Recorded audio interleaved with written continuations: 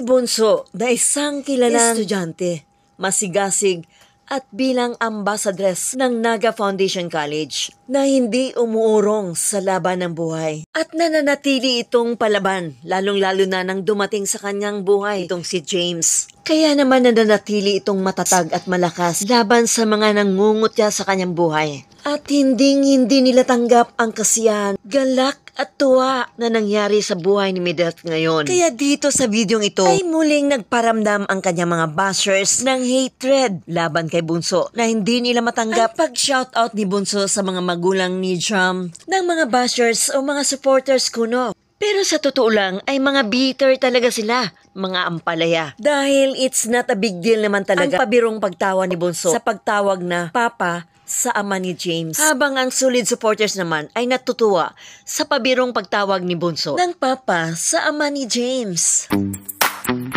Ay, shout out Papa ni Jam. Ni Jam.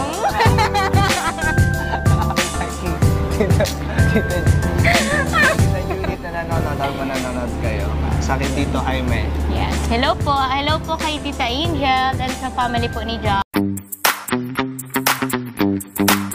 So sa mga bashers, inggit-pikit lang kayo sa kaswitan ng Jamdet. Pwede ba manood na lang kayo, no? At manahimik na lang. Hilaw na lang daw po kakainin niya.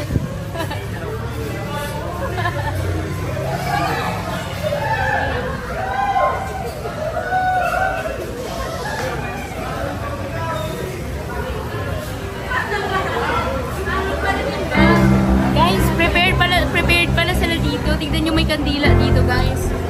Oh. Alam nilang magba-brand out. Feeling ko nakaschedule to.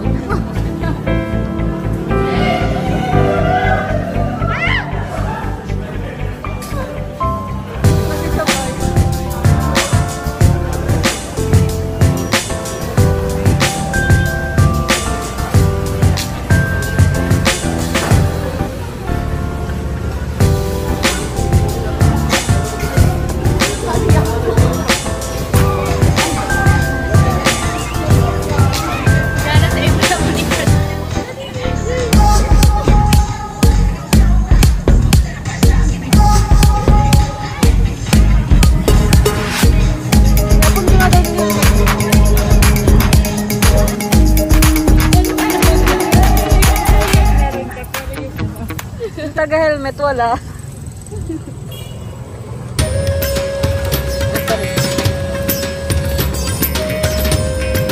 Malakaw na lang daw kami, ma'am. Kayo na lang magmotor. Kayo na namin itong tatlo. Yabaw ka na dyan, ha? Tawag may helmet ka.